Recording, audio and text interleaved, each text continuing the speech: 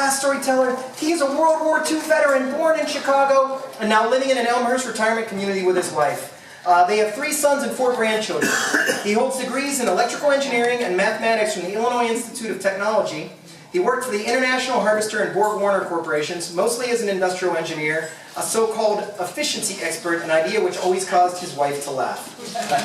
Late in his life, he has been cajoled, threatened, and forced by his grandchildren to write a war memoir, and we are so happy to have him here once again tonight. Please put your hands together for Marvin Sussman!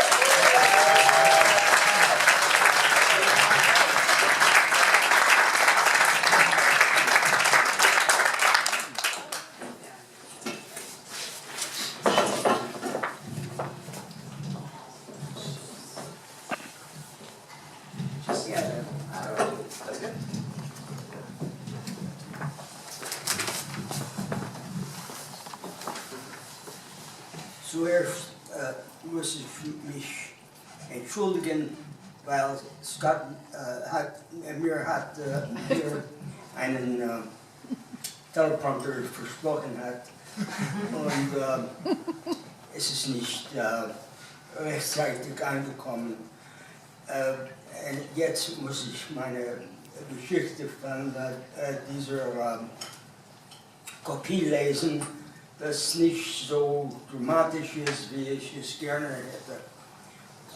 Also dafür entschuldige ich mich. Can somebody translate that? Well, if you had 2 years of German in high school, it wasn't wasted. You can still get a dictionary and read Kafka in the original. It's much better. So don't worry about it. Anyway.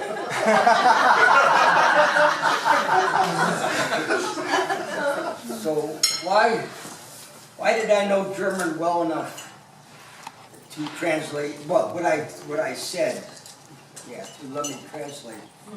What I said was that Scott had promised me a teleprompter that did not come. We have to talk to Mrs. Murphy about it. She's sitting out of it. So now I have to read this. This is my teleprompter.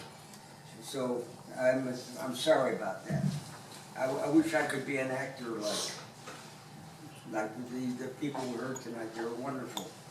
Anyway, why did I know German well enough to translate for Troop A of the 4th Cavalry Reconnaissance Squadron?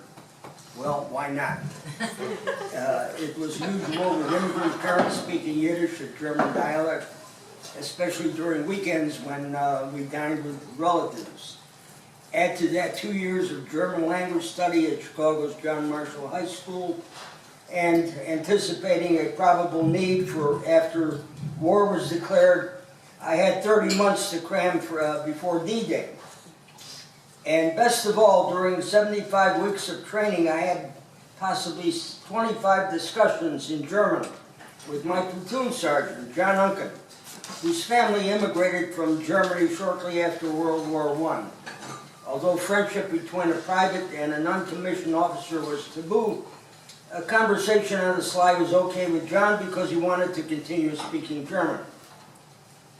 Finally, in England, before the invasion of Normandy, I spent more than 5 months of late evenings listening to German radio broadcasts. These were mostly news alternating with martial music, usually a male chorus singing the hit tunes of the German armed forces. One of the hits turns up later in the story, so you have to know about it. The most popular song by far was Wir fahren gegen England. We're sailing against England. We're invading England. The invasion threat was long over, but the tune was really catchy and retained its popularity. It wasn't long before I knew all the words and on occasion could sing along, bringing some laughter to our Quonset hut in England. You can actually Google that song and listen to it. Well, I did Google it. The Fahren gegen England is a patriotic German soldier's poem by Hermann Lons, L-O-N-S. A prominent poet, served in the German army, was killed in action in World War I. The poem was written in 1914 At the beginning of World War I, that was quickly set to music. The song was beloved by the German Navy, the Kaiser's Navy, and later by Hitler's Navy, and very popular with the German people. The poem describes a German naval soldier or sailor leaving home to go to war, having one last drink with his comrades, saying farewell to his darling Schatz. Mein Schatz is a treasure. Asking her to reach out her white hand and to hold his. In the third verse, he asks her not to sorrow if he should fall and lay in the depths of the seas. She should not cry because she should remember that he shed his blood for the fatherland. Well, let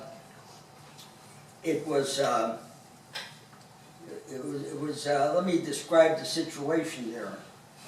A Quonset hut is a half cylinder of corrugated steel, about 48 feet long and about 10 feet high when you get it with a plywood floor and 2 plywood sides having windows and a door. One platoon, 30 men, slept on a row of 6 double bunks on each side, plus 1 double bunk at the end. To imagine the atmosphere of the hut, think of a college football locker room with double bunks but no showers. With a good imagination, you can smell it. Most of the privates were aged 20. A few corporals and sergeants were in their late 20s. Everybody was waiting for D-Days, wondering who and how many would not survive. Actually, the logistics are, we were told, was that for every 2 men, 1 would recover from his wounds and go back into combat. The other would not. He would maybe go home, maybe not. Actually, it worked out not too far off from that. The average in A troop, the average platoon lost 11 dead, plus 1 lieutenant, and 2 went home with wounds. So the statistics were probably right. At any rate,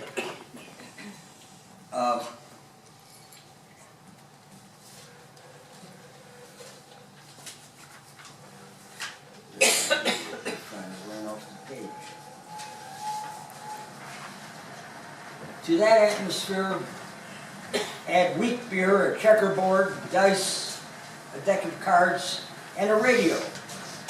To make a long story short, we were bored to death and really needed entertainment.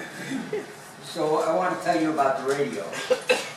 When enough beer is consumed and the martial music comes on, a call would be yelled, "Sussman, sing that song." To which I reply, "Okay, but I need a parade." If they were bored enough, a half-dozen troopers would form a single file and march to the music while I stood by the radio and sang along with the German chorus. The full song with intro and 3 verses plus chorus would get us about 5 minutes of entertainment. Anyway, it goes something like this. Heute wollen wir ein... Heute wollen wir ein Lied singen, trinken wollen wir den kühlen Wein. Und die Gläser sollen dazu klingen, denn es muss geschieden sein. Gib mir deine Hand, deine weiße Hand. Leb wohl, mein Schatz, leb wohl, mein Schatz, leb wohl, leb wohl. Denn wir fahren, denn wir fahren, denn wir fahren gegen England. England! Something like that.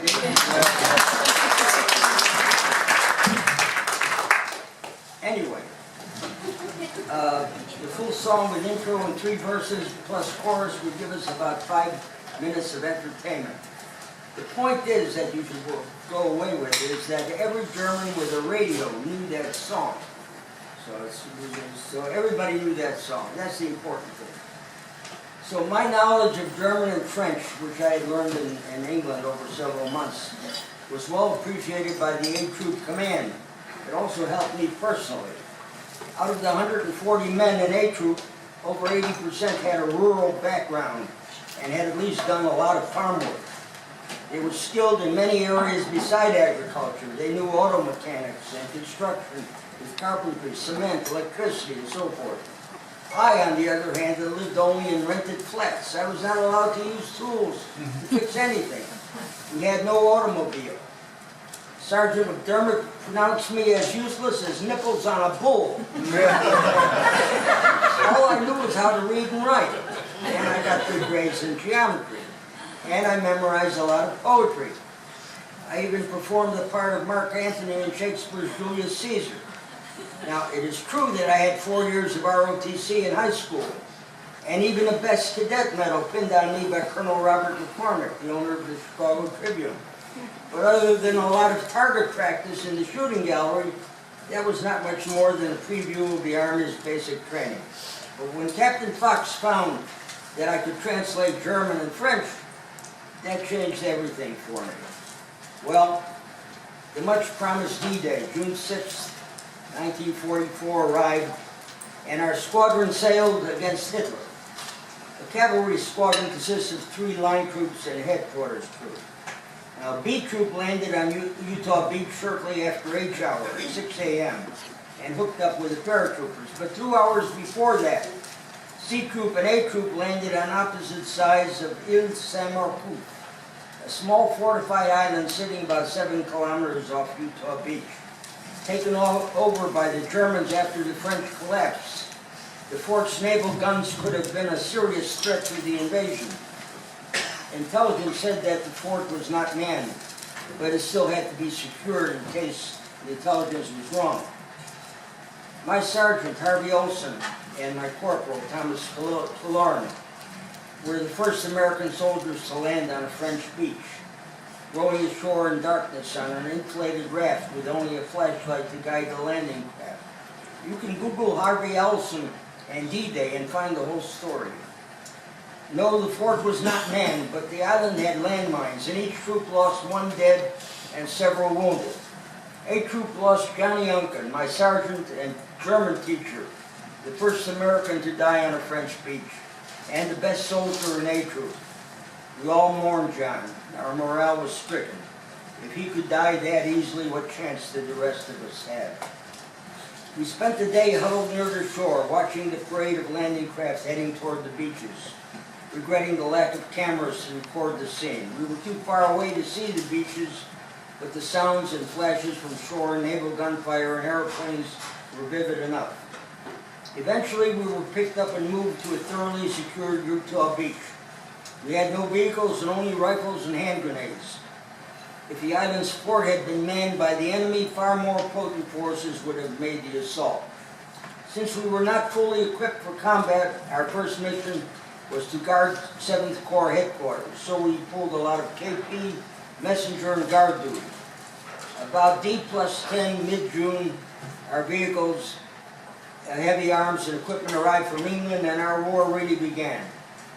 From Utah Beach, over the next few weeks, the 7th Army Corps cut across the peninsula, trapping Germans defending Cherbourg. We were pushing the enemy toward the end of the peninsula. All of our action was dismounted as infantry. If we ran into determined opposition, we waited for artillery to catch up with us. The artillery battalion would send a forward observer, and with our maps prepared long before the invasion by aerial photographs, he could radio the enemy positions through his battery. For some days, he could communicate with a Piper Cub monoplane overhead for better observation. The artillery would first overshoot.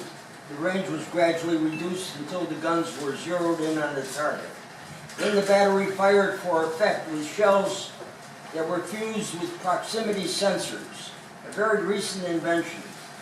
Instead of ordinary shells burying themselves into the ground before exploding, with half of the effect lost and the other half directed skyward. These shells would burst in the air close to the target with a devastating downward effect. A little of that sufficed to get the enemy on the run again. Sometimes just the appearance of the Piper Cub would cause a retreat. Eventually, about D+40, mid-July, A Troop was attacking a sector from the famous resort beaches along the Atlantic coast to about half a kilometer inland.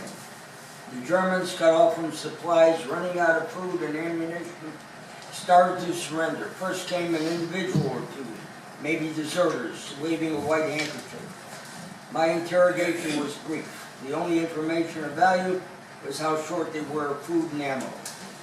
The news kept getting better.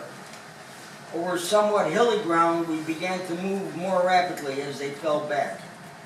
Then, late July, on a beautiful morning with very little wind, the Krauts came out of the hills by the dozens, scruffy, without arms or helmets, and waving something white.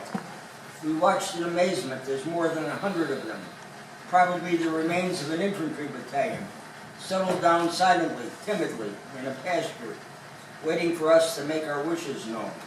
Most of them had a bundle of some sort, maybe a change of underwear, a slice of bread. The silence was eerie. So it ends, not with a bang, but a whimper. Of course, Captain Fox, he being of German ancestry, of course, was the first to react. Sussman, can you organize that mob? We have to get them to a POW station and move on. Yes, sir. In fact, I had not the slightest idea about mob organization. Through oversight, my knowledge of German did not include a manual of military commands. Truth be told, I was a troop translator only by default, in absence of John Unken. There was actually no slot for a translator of any language in the skill list for a cavalry line troop. If a trooper spoke the language, that was just luck. If there were Americans, I would have shouted, "Fall in," and ranks would have been quickly formed. But would something like "I'm fallen" or "Fallen Sie ein" do the job? Or would they look around for a hole in the ground to jump into? I had no idea. Instead of forming ranks, I could have only provoked puzzlement or laughter and appeared ineffective before my captain. Because of their appearance, it occurred to me to think of that mob as a crowd in a railroad station, waiting for a train. If I were an American train conductor, I would shout, "All aboard!" Would something like that get them moving? With Captain Fox watching, I was desperate enough to try, to yell my loudest, "Einsteigen!" That was a traditional train conductor's call, "Climb in." Einsteigen. Immediately, over 100 run-down German prisoners rose from the ground and started walking toward me. Captain Fox was duly impressed, but now what? I had not the faintest idea. As they approached us within 10 yards, one of the mob, smiling at me, shouted, "Wo gehen wir?" Where are we going? Close up, his simple question with informal attitude, certainly apropos, made me see that these men were very much like us, normal human beings wanting to know their fate. Without really thinking about it, I had the normal human reflex to respond, to say something humorous. I thought of the name of that popular martial song played repeatedly on German broadcasts. So, playing for time, I yelled back, as loud as I could, "Wir fahren gegen England!" We're sailing against England. The result was astounding. 100 German prisoners doubled up in laughter. They did not control themselves, or at least gave that impression. Several of them shouted, "Endlich, endlich," finally. Captain Fox looked at me and wondered. He understood that I knew German, but a stand-up comedian? That was unexpected. Somehow, by accident, I had gained the captain's respect. But now what? I still had no manual of commands. The look on the captain's face reminded me of what makes armies move. I simply shouted out, "Deutsche Offiziere, stellen Sie sich bitte vor." German officers, please present yourselves. Several prisoners replied at once, "Da sind keine." There aren't any here. Apparently the officers who usually spoke French and knew their way around Normandy had other plans for surrendering, maybe making their way to Cherbourg and a little champagne before surrendering to higher officers en masse. So I looked for the next best thing, non-commissioned officers. Deutsche Unteroffiziere, stellen Sie sich bitte vor. Sure enough, a few of them approached. After asking them who was senior, one of them stepped forward, saluted, and gave me his rank, Feldwebel, equivalent to our staff sergeant, and his name, which I did not catch. I had no insignia on my fatigues, but my high German may have marked me as an officer requiring a salute. Pretending to be an officer was easier than explaining I was not one, so I simply returned the salute. We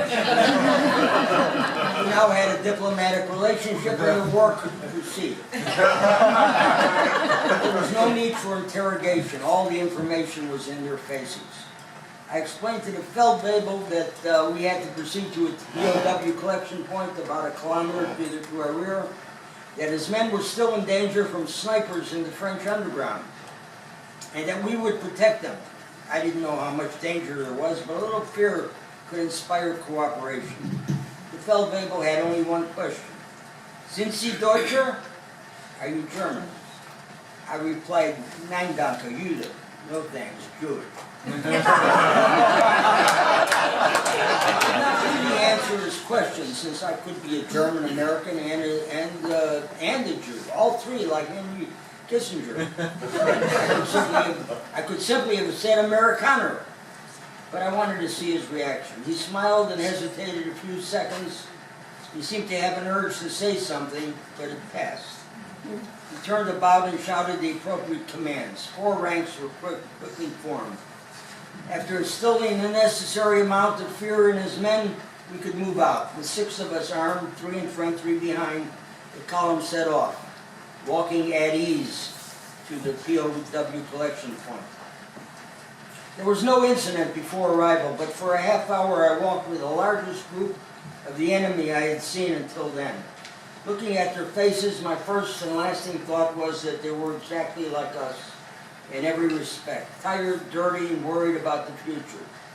Since German ancestry is common in the U.S., their faces were very familiar, like our GIs. There was light bantering in the ranks during the walk, just like us. It was almost a shock to feel how much alike we were. It was so easy to forget that yesterday we were killing each other, and now we were suddenly at peace. I had the urge to engage them in conversation, to get their stories. But leading the way in front, that was impossible. While I was looking at them, they were looking at me, probably wondering if I were also German. They were somehow still under the spell of my joke about invading England. That bright July morning, in sight of the famous resort beaches and a calm Atlantic Ocean, I did not fully understand their reaction. But some months later, in much worse circumstances, I came to understand the laughter I had released. I had taken prisoners myself and had participated in taking prisoners, but I had never been in a position of possibly becoming a prisoner and had not given the matter much thought. But there is a lot to think about. When a soldier surrenders to the enemy, he undergoes a personal crisis. He is, in effect, delivering his life into the hands of a very hostile stranger.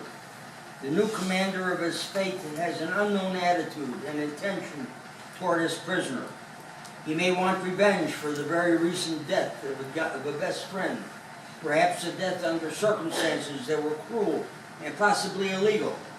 At best, his captor has been under the prisoner's fire and has certainly developed a hatred of the enemy. For the prisoner, life hinges upon the unknown mood of his captor at the moment of surrender. When I called out as a train conductor, it was for the newly captured, a humorous tone and a sign of a good mood. They probably felt an immediate rush of hope, and my joke about invading England clinched the deal. There would be no retribution that morning. Now it was almost certain that someday they would go home again. I had given them the gift of life. The released laughter came from their guts.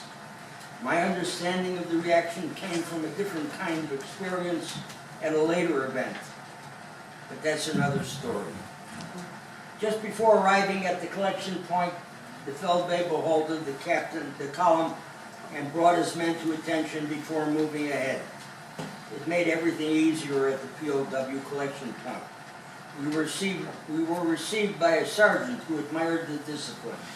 The Feldwebel saluted me once again, smiling again. As a fake lieutenant, I returned the salute. We looked at each other for a few seconds. I had an urge to say something, but it passed.